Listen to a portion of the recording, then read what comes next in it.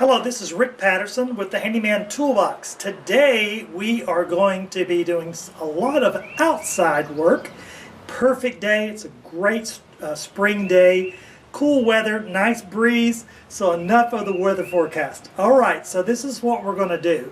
I'm at a client's house and I have been invited to come over and replace the steps leading up to this gorgeous, gorgeous front traditional front porch. So let's take a look at that.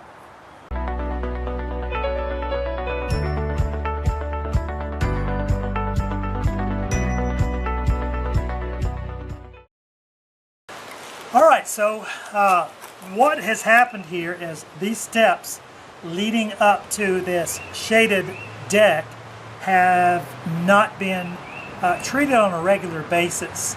And what do we mean by treated on a regular basis is once a surface, wooden surface, has been stained, in this case, you always want to keep staining it every 2 to 3 years and to look at the condition of the surface, okay?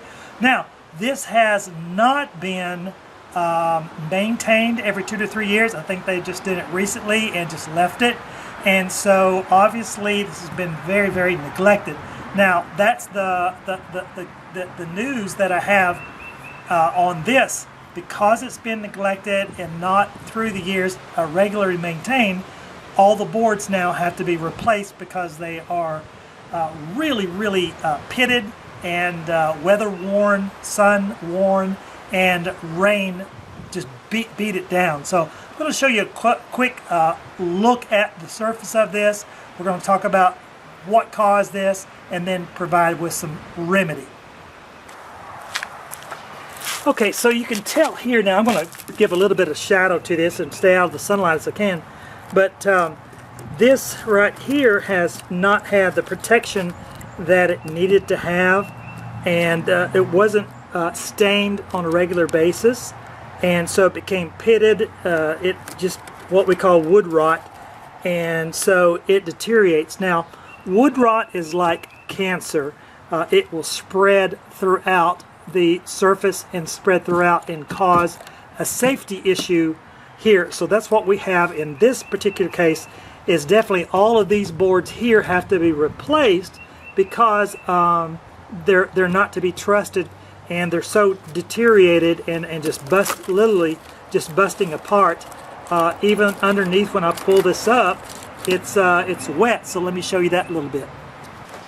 So as you can tell, this is really, really wet and underneath it. So this is doing nothing but maintaining and holding water under it. So you can see how literally it's just so decayed that this is what happens.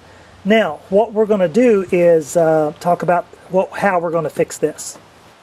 Okay, so what we're doing here is I have taken just a regular Phillips head and put it into my drill because all of the boards were secured, thank goodness, by screws, and they used Phillips heads. I don't recommend Phillips head because they do strip out. I will give you an example here. See, like that, for instance, it's just that screw has stripped out. So it makes it very, very difficult both putting them in and taking them out. So what I'm doing now is removing all of the screws off of all the surface all the way around. By the way, this goes around. I'll show you a little bit here in a second, but it goes around on the other side. So you have two ways to walk up, the main from the road and then from the side there as well. So I'm going to continue on doing that.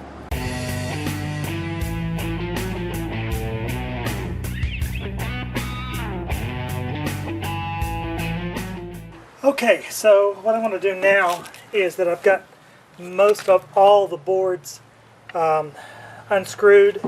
I couldn't unscrew all of them because they're stripped out. So I'm using a tool with leverage. I decided to use what I call a shingle remover. So I just needed something long with some leverage, and that way I can just put this underneath, lift up, and go from there and remove all these boards as I need. So these will come up pretty easily once I get started. So now I'll continue this all the way through. Okay, as you can tell here, I've already started laying out the treads and the fascia part of the riser. So what I'm doing here is, after I've cleaned everything off, then I start with, because of the riser section, there is a difference in the way the tread fits on top. I'll show you that in just a second.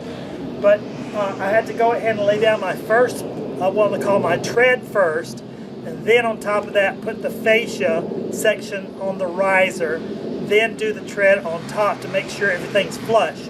What you don't want to have done there is to have exactly what caused the problem here, was water sitting on top of the treads and not having a way to escape.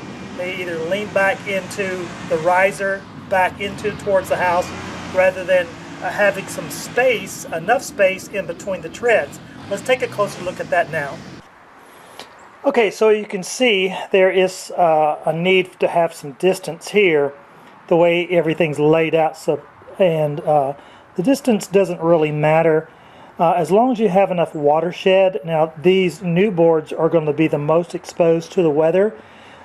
This board here that's already existing on the deck is a 5'4" deck board, and so it's not as weathered, but these boards here were. That's why we had to take everything up. So you see we have a significant gap, and that's okay, because you do want some water to shed off, to drain away from the house, and to get off the deck the tread as quickly as possible. Okay, so what I'm doing here is staggering my boards. So you can see, let me see, this cut, it's kind of hard to see. There's this board right here. So I didn't want it going with this board the same cut all the way down. It just it looks better when it's staggered. So you can see right here what I've done as well is staggered it again. And sorry for the pointing. I'm trying my best to get where that cut is. Let's see, it's right there. So I made that cut. Now I'm working with 10-foot boards, and so I'm staggering. So I'm putting a 10-footer down and then cutting back about 2 feet. The risers are every 2 feet, so I'm cutting back anywhere from 2 to 4 feet, making my cut and then staggering them down. So you can see this one right here is done, and then the same place here, same place above it, but the board that goes here will not be cut right there. Actually, I cut it right there, and that's a 2-foot difference in between. So I'm going to take this, run a 10-foot board all the way down, and so it will match, let me get that in the screen, it'll match that cut there on top of that riser. Okay, well, I've got the last board ready to put on. I just want to do a couple little things to show you here. When placing down your boards, make sure that you have the crown up, okay? You can look at the end of the boards and tell the difference. This is crown down, this is crown up. Now, you want the crown to be up at the top because of the way the boards will bend, all right? So this will bend inward. If you have it here, it'll bend outward, and that will cause problems later on in buckling. Now, make sure that you're going to be using deck screws, and you can tell on the end of these, I like the Canadian heads, all right? And they don't strip out either coming in or going out. So you want to make sure that you do this and secure this. I'm going to give you a close-up shot here in just a second of how to secure this all the way in. Now, one more thing, these boards here are what I call, they're not deck boards necessarily, they're pressure treated 2x6s, and this is what I'm using for the steps. Up on the deck itself, I'm using the 5'4" boards.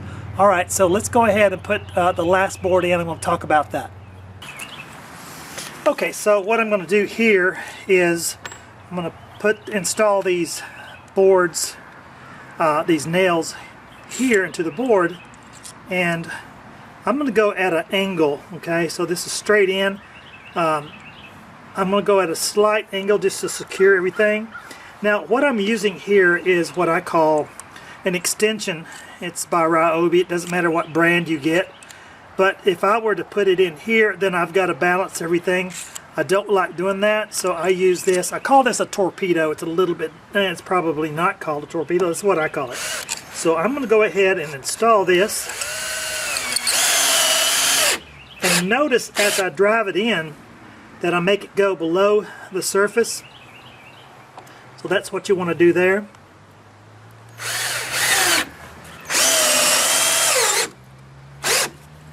Okay, now it's flush. Alright, so let's talk about a few more things that I've done before we finish the video. Okay, so let's talk a little bit about the design of this. I decided on this 7-11 rise, that means 11 inches inward and then 7 inches up. So I used the existing risers. And what the problem was, let me swing around here a little bit, just kind of show you.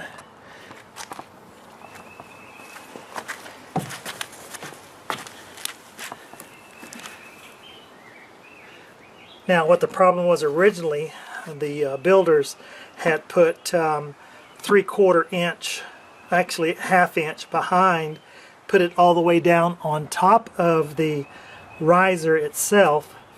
And then the treads, they went ahead and put the treads here up against it, so there was no space there for water to shed. So I decided to make sure that this deck lasts a lot longer than the original one. So what we went was with the treads down first, and then the what I call the fascia right under here, underneath the top tread, excuse me. So we did this all the way down. So the other thing here is that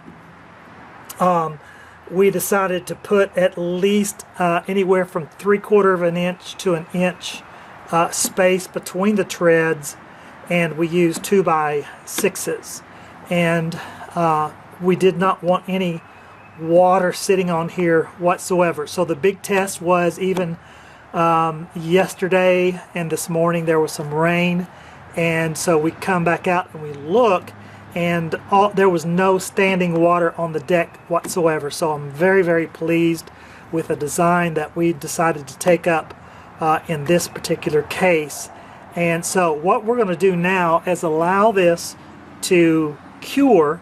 And what we mean by cure, now they used to infuse wood with an arsenic mixture, if you will, to kill and thwart any bugs coming in. So that was all pressure treated.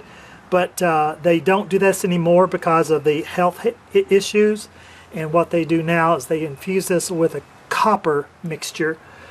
And so it's a lot safer to deal with, especially barehanded, and then of course in the environment itself. Now let's go look at the end and the corners before we go. Now working with the end, you can see right here is the post, and so that was my starter point. And then I'm going to move the camera a little bit, and so I went from here all the way up to the top, which is right there at the white edge. So that was my straight line. Again, I looked at the anywhere from 3/4 inch to an inch differences in between the treads along with the risers. A little bit of space in between there. There's no standing water even after the rainstorm last night. Okay, so then on the corners here, what I decided to do was keep a distance and not butt them up directly into each other. So I wanted to keep some water shedding space, if you will. Let me scan down, and I did the same thing there. So It doesn't have to be exact. It doesn't have to be, you know, picture perfect. When doing any kind of home improvement work, the 3 rules are safety, function, and aesthetics. So if you can get all 3 of those together, then that's beautiful.